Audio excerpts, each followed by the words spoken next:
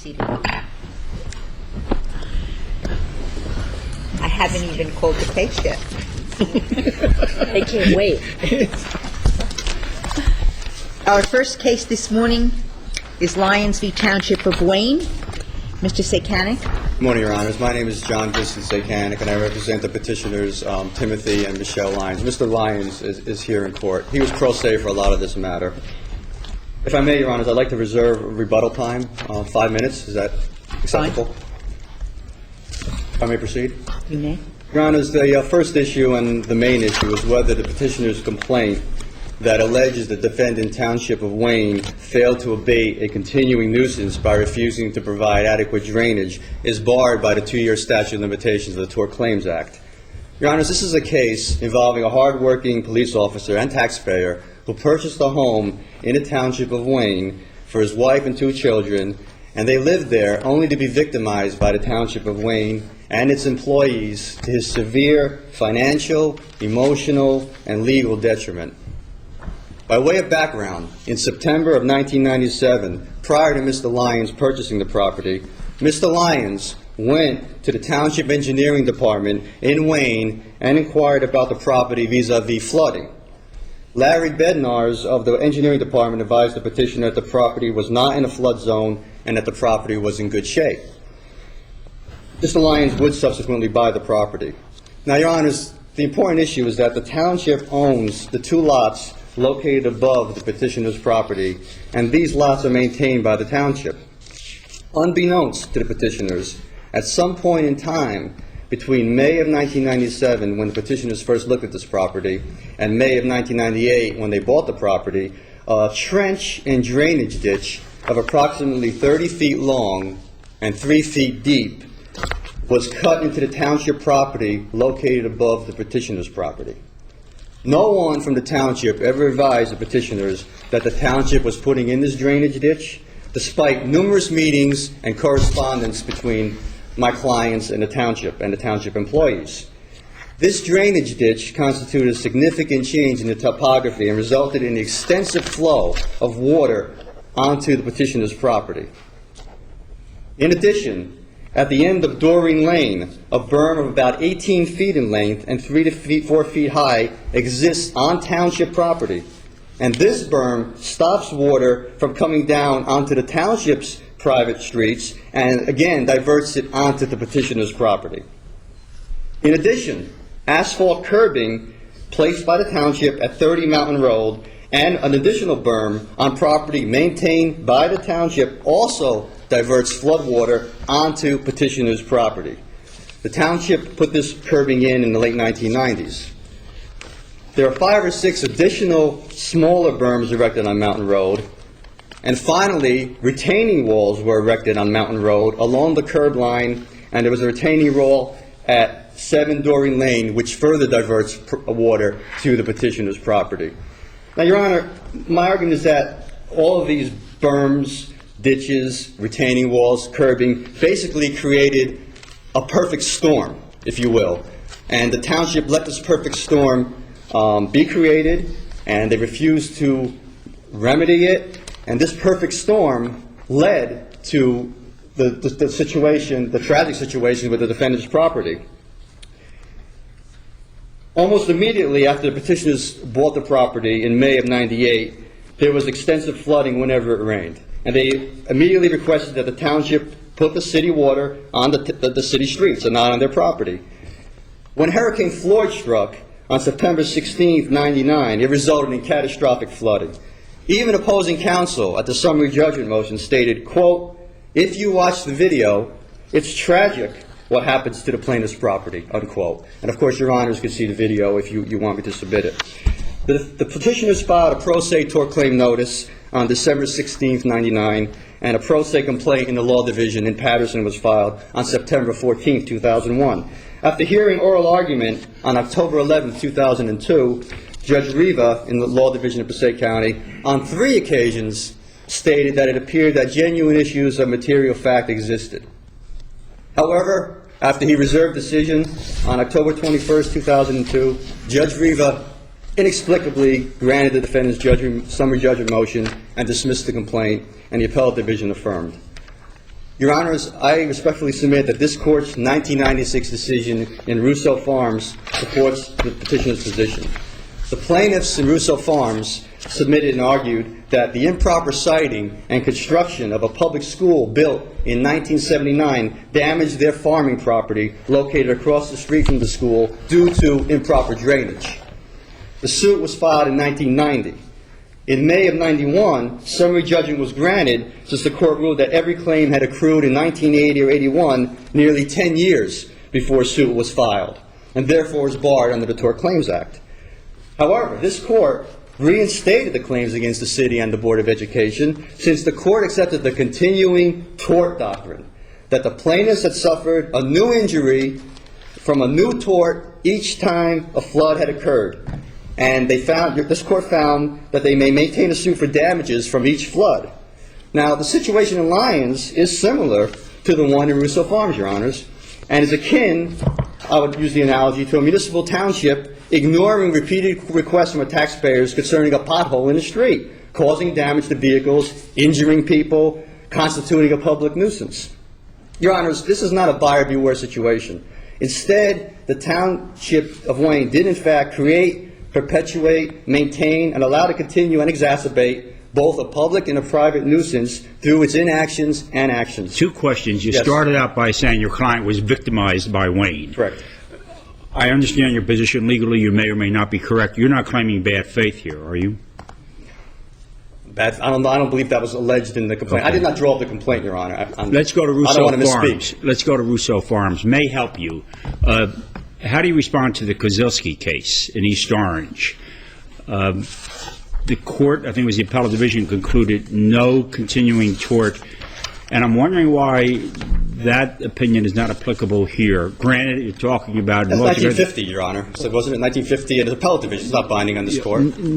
I understand that, but how do you distinguish it, or doesn't it give you pause because you had discrete acts by the police and fire departments in that case, separate acts, seeking to basically put the tavern owner out of business by way of raids on the premises? Wasn't each one of those a separate act? Your Honor, I'm going to submit it's apples and oranges. Here we're talking about flooding with water. They were talking about, I realize that, but they were separate acts. I mean, you seem to be respectfully, awfully dismissive of the case.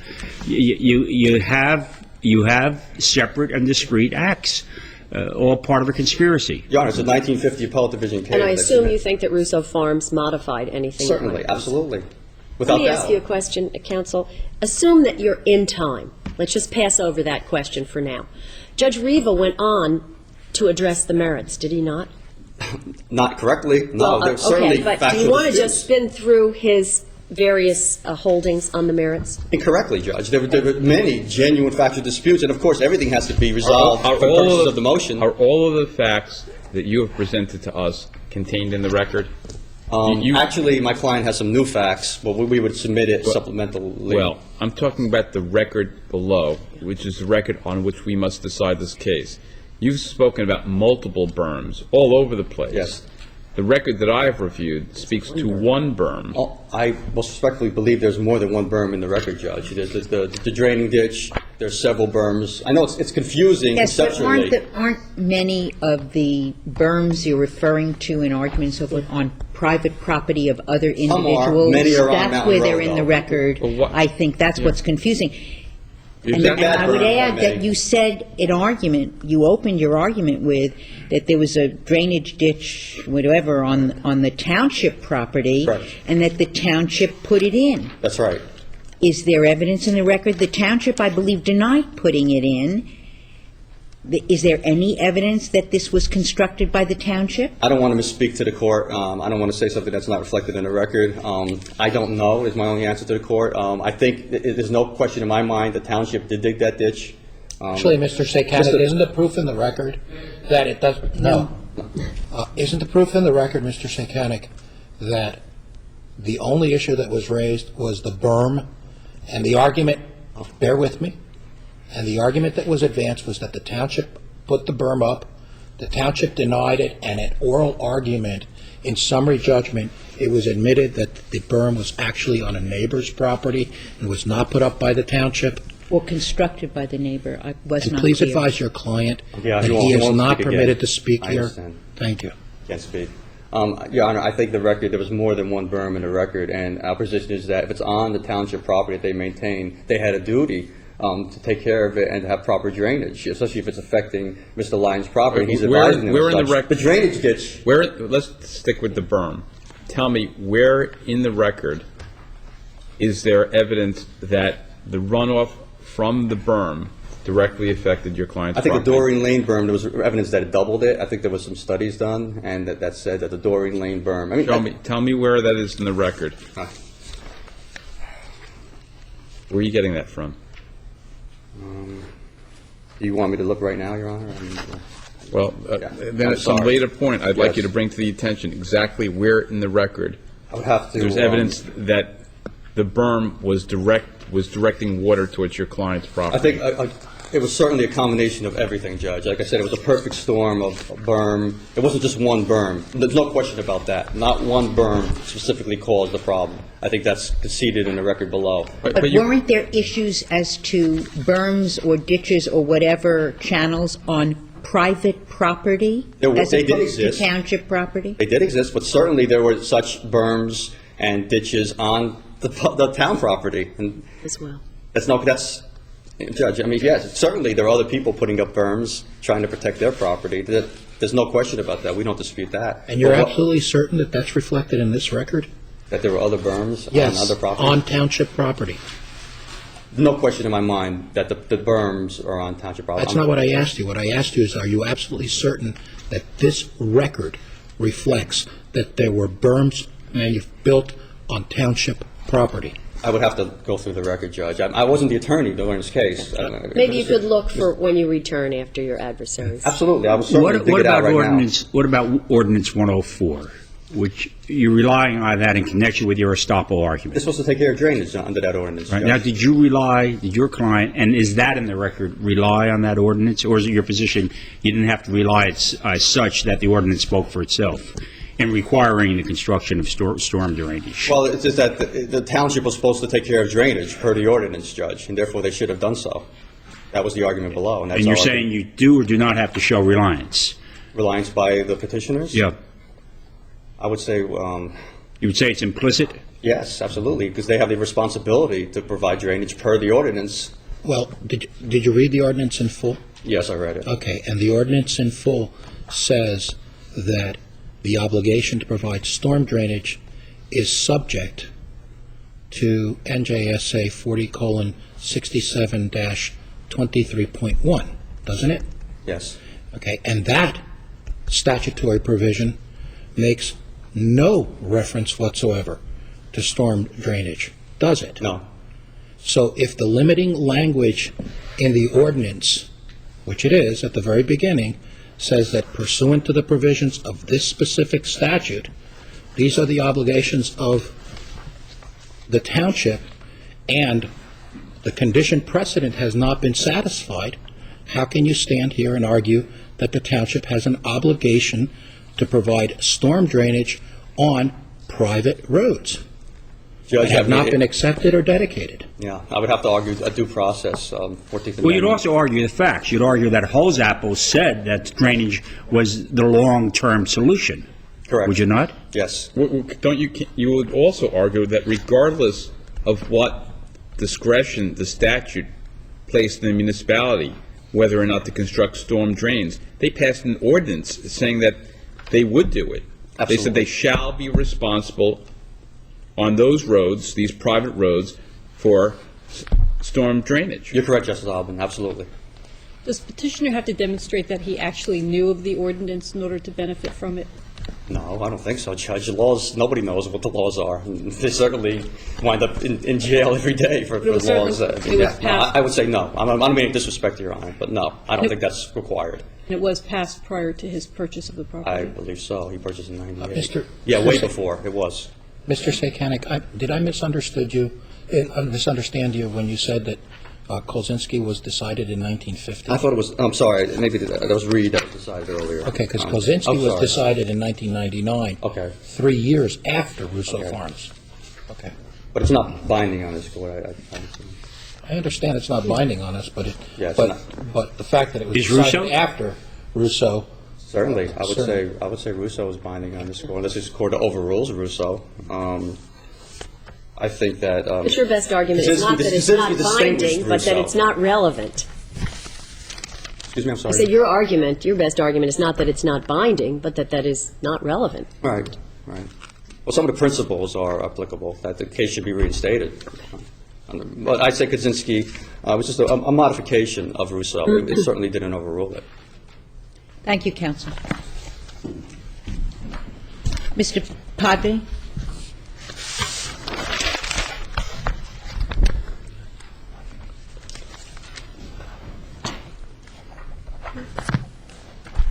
I'd like to try to respond to some of the questions that the court had with regard to the actual facts here and what was in the record.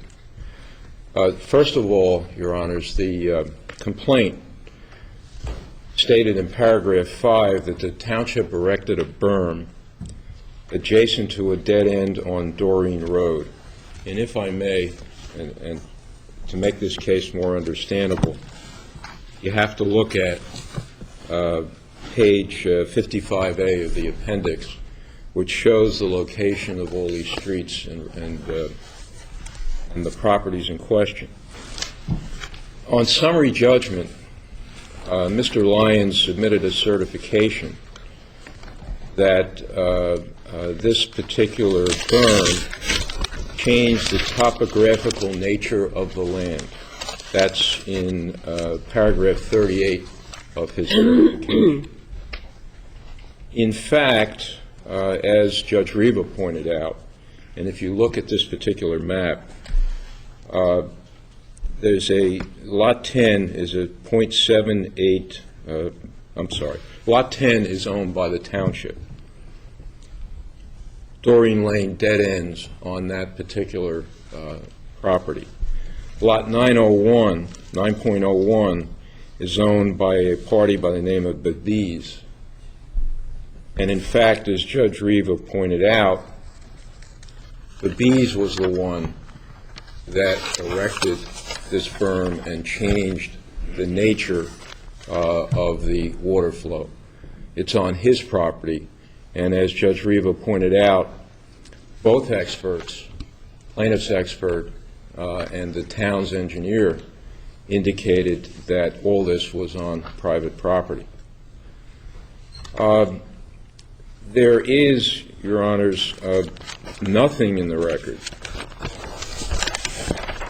that supports the claims that the town on its property, which would be lot 10, and then I think it's lot 4.01, which is a little sliver that I think the town owns. That's on this page 55A. It's the tax map.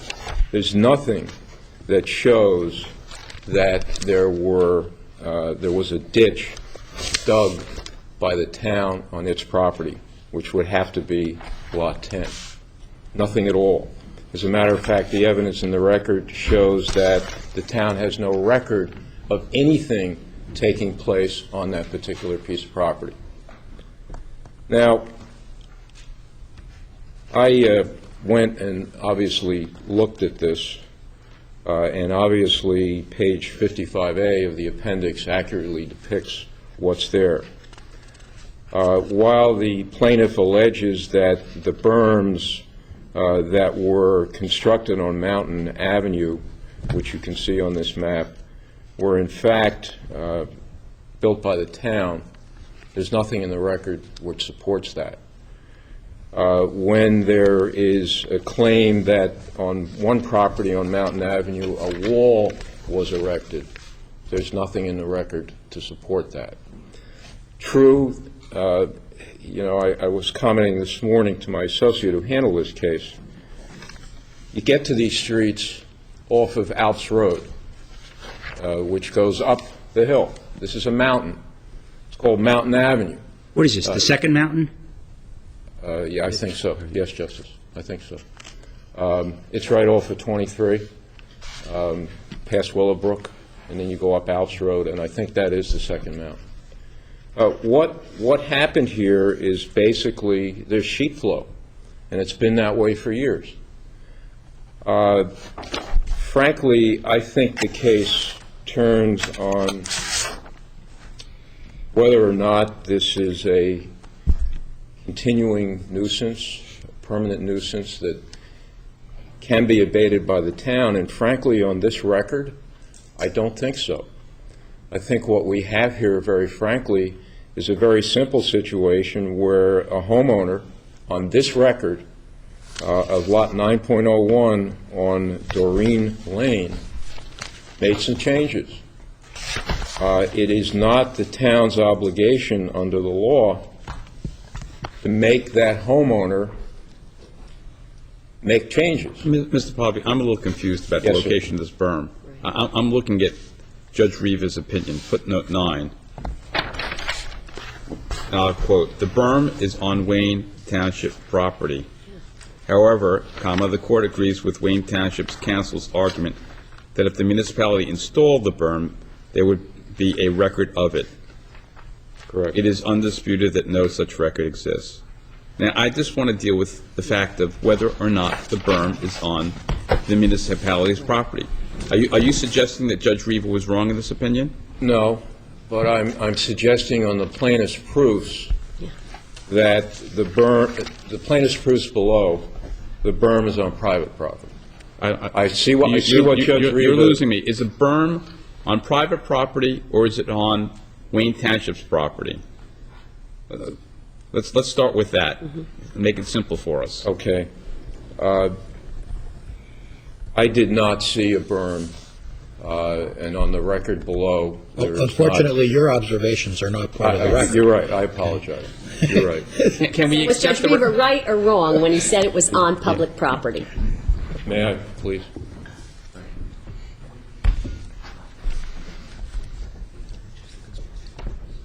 Okay. Mr. Tombalakian, who handled the matter below, tells me that it is adjacent to the township's property, but in fact on private property, on the Babis property. So you're suggesting that Judge Riva is wrong in the opinion? That's correct. Part of the problem I have is just the state of this record. A lot of confusion here, and we're supposed to be making a very important decision based upon this confused record. Now, I think part of the problem is that Mr. Lyons was representing himself in this case, and maybe if he had an attorney, it would be a better record for us to be reviewing today. I can't answer that, Your Honor. I thought Mr. Lyons, whether he had assistance or not, did a very good job. Could you speak to the meaning of the ordinance? Because some of the factual disputes are less important if by the ordinance the township accepted responsibility for drainage in this area. So let's go to that, because maybe that gets us around some of these factual problems. Well, I think in answer to the earlier question, the statutory citation in the ordinance to 4067-21-3, 21.3, is what governs that particular ordinance. But why does The it township- make a difference? I'm quoting from the ordinance. Pursuant to provisions of, and then we have the statute, quote, "The Township of Wayne shall provide the following services to the streets and roads identified. Storm drainage." That, Your Honor... Why hasn't the township now committed itself to those people on those blocks that they're going to provide storm drainage? All The their- statute allows them to do it, and by the ordinance, they did it. They only, in that ordinance, Your Honors, accepted responsibility for maintenance of drainage, not to spend the kind of money that would be required if they had accepted this. Where do you these find particular- that in the ordinance? Pardon me? Maintenance is, Where do you find the word maintenance? It says shall provide. Those are the words of the ordinance, not shall maintain. How could they maintain storm drains that didn't exist? There are some that do exist. On Doreen Lane, there are some storm drains. And why doesn't it say shall maintain? It I can't actually answer- does say maintain, but not with regard to storm drainage. I'm sorry, Your It Honor. actually says maintain, but not with regard to storm drainage. You're right. Okay. I can't answer that. Well, It goes back. but then how can you argue it if you can't answer it? Because you're faced with a bright line declaration of an obligation to provide storm drainage. And doesn't that, if accepted, resolve at least some of the factual issues as was suggested? Yes. Okay. So what is your main point here? Continuing tort? That's correct. And you say that there is, how do you deal with Russo Farms? In Russo Farms, if you accept the fact that the ordinance requires Wayne to install storm drainage on all of these roads, Russo Farms, unfortunately, I don't think helps us.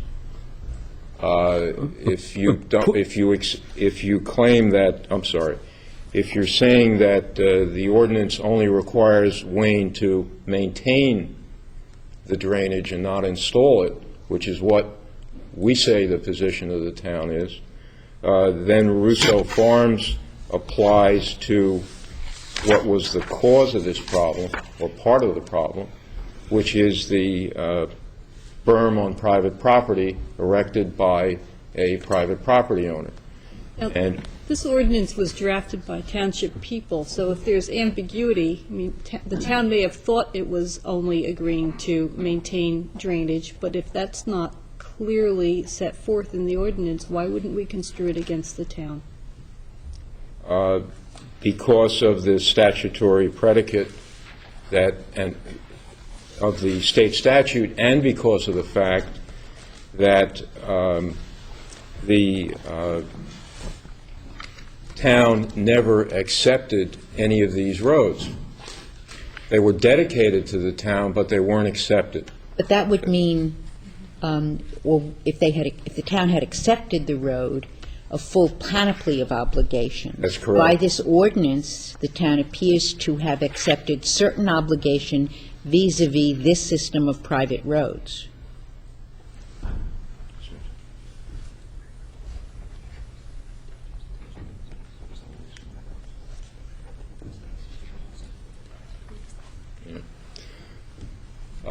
If I may, all of the record in this case, beginning in the late 80s and running up to the time of the ordinance in the 90s, and then actually up to the early 2000s, the actions of the township have been to study the situation, indicate what the costs are, and indicate on a cost-benefit analysis as a matter of discretion that it was never their intent to put in storm drains on this That's an particular. entirely different argument. That's an argument that even though the township may have had these obligations, it has the discretion to determine how and when and which ones it will fulfill over time vis-à-vis these kinds of services. That is like the cases that say, you can deploy police forces in certain areas. You make these discretionary decisions based on resources and so forth, and that's an entirely different argument. But what the court is saying, if you accept the ordinance to require installation of drainage, that the town has no discretion and they have to do it. No, I think what all we're saying is, you were first arguing that the town did not have to do it at all. That's correct. If we say to you, let's assume the ordinance requires the town Correct. to not simply maintain, but provide, then the answer to that may be, but that's still a discretionary decision based on resources and, Right. allocation of resources and so forth, and so I would still prevail on that different theory. That's correct. And that was the prime reason for denying or not providing the structural changes, i.e. the cost considerations. That's correct. Explain something to me, not to interrupt sorry. you. Excuse me. The original internal memoranda identified the cost as between $70,000 and $200,000, something to that effect? And then it jumped with respect to the public letters by more than double, from 200 to 400,000. It's not a big issue, but it's an issue. Can you reconcile the I difference? thought it was the other way around. I thought in the beginning it was from $200,000 to $300,000, which would have covered installing storm drainage on Mountain and Doreen and certain other streets. There is a later plan, I think in the early 2000s, which was in the $70,000 range. Candidly, there's nothing in the record which shows what that is. In other words, why it went down from 300,000. The only thing in the record is we know that money was the reason. That's correct. And also, and this was in Mayor Wack's letter and in an early Holsapple report, there was an indication that there are underground streams that flow through the town property that are also part of the cause of the water on the plaintiff's property. And so, I'm sorry. And there was an indication that even if these storm drainage improvements were installed, it would only improve the flow across plaintiff's property by 50%. That's what's in the record. Well, that's still an improvement. Yes, I just it want is. to take you to this ordinance for one moment. Mr. Lyons is a resident of Wayne Township. He has an ordinance. It's the law of the town. It says that the town shall provide storm drainage. Why shouldn't he be in a position to insist that that be done? And if the township fails to comply with its own law to abate a nuisance, why shouldn't he have a right to succeed in a nuisance complaint against the town? Because I think you have to read the ordinance as a whole and not merely pick out Section D, which says that they shall provide the following services. Well, counsel, if I might interrupt you, Sorry. would a citizen have been able to bring an action against the township if the township refused to give them snow removal for these roads? I would think so. That's a service. Yes. You- Well, I am saying that, I was well, trying to say that how do you parse out then the storm drainage? in very the simply, because the if you read the ordinance, I'm reading. which says that, and I'm looking at Section 1, Yes. and it says pursuant to the provisions of NJSA 40:67-23.1, the township shall provide the following provide. services to the streets and roads identified as set forth in Schedule A. Storm drainage. The installation of a storm drainage system is not a service. Well, isn't your better argument that the statute to which this ordinance makes reference talks only in terms of repair and maintenance? Yes, sir. And does not talk about installation? Yes, sir. And specifically, that statute specifically talks about, among other things, snow and ice removal, but does not talk about storm drainage? Yes, sir. And how, putting aside the statute, do you resolve what I think is a major challenge for you? You talk about discretion. Holsapple, whom you referenced about 2 minutes ago, said categorically that the provision of a storm drainage system is the, quote, the long-term solution, close quote, to this problem. Not a long-term solution, the long-term solution. Where's your exercise of discretion under those circumstances when your point person is telling you, put in the storm drainage system and add that to the statute? Because you have to do a cost-benefit analysis.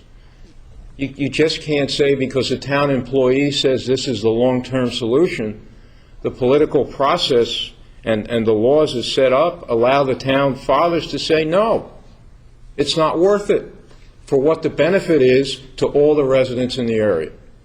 The mere fact that the engineer says this is the solution doesn't require a town to do it. Has the town been sued by any other residents of this hill? For the Not same that reason? I am aware of, but we're not counsel to the town, and I don't want to make a misrepresentation. I know there was in the record a petition that was circulated by the plaintiff. I know that there were complaints over the years, which are part of the record. I don't know of any suits by anybody else. Let me ask you one more question, Mr. Pavey. Even assuming that the plaintiff is correct in all of the representations that the plaintiff is making, does the plaintiff still nevertheless have to satisfy the palpably unreasonable standard of 59:4-2? That's at the end of the day, yes, Your Honor. And at the end of the day, that's generally a fact question for the jury, according to Yes, the that's precedent. correct. That's correct. Although one can say, whenever a town creates a nuisance that's destroying someone's house, that would be palpably unreasonable. Or at least a fact issue to go to a jury. Assuming the opens town up- Created it, yes. Assuming the town created it. Yes. Or stands for it. Thank you, counsel. Thank you. You asked for rebuttal.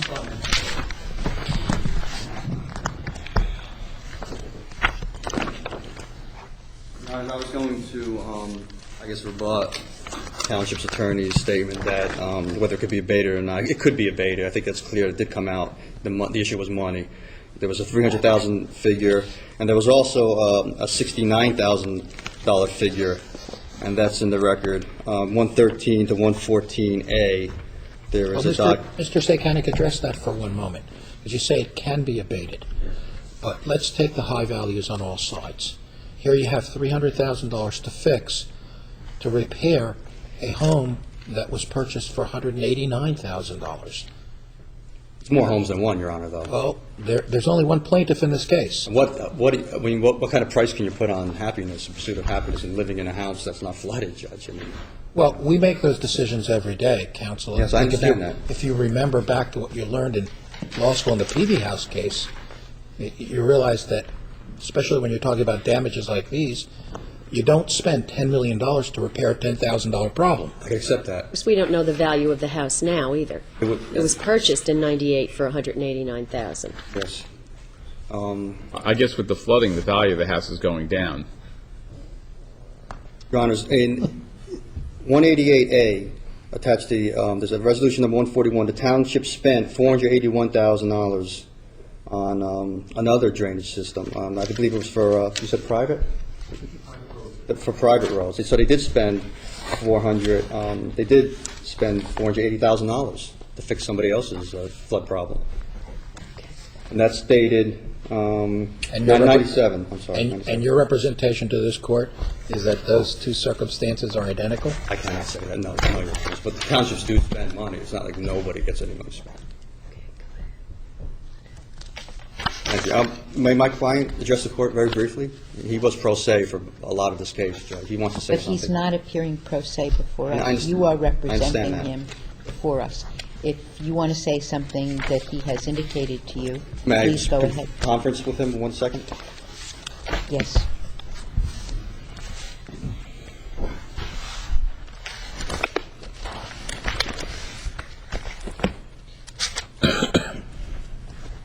My client just wants to state that the berm and the ditch are definitely on township property, Judge. That's his position.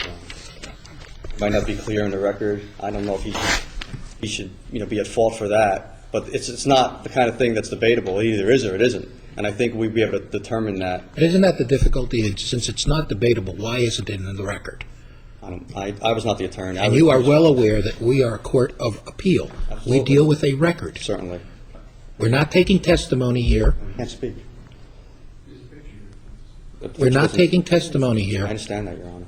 Please My only instruct answer your is client apology. accordingly. I apologize for the state of the record. Didn't the judge also find that the berm was not contributing to the overflow? No, both engineers- that's erroneous if he found that, yes. Well, I thought he said the plaintiff's engineer conceded that the berm was not a factor in the flow of the water. I think the record reflects that his engineer said it definitely contributed to it. Well, that's certainly. why It wasn't the sole I cause. asked you during your original argument to point to us in the record the evidence that shows that the berm was directing water to your client's I think it's in the house. record. I couldn't find it. I tried to find it, Your Honor. I apologize. I just couldn't find it. Thank you. Do you have any other questions? None. Thank you, counsel. The court will reserve decision.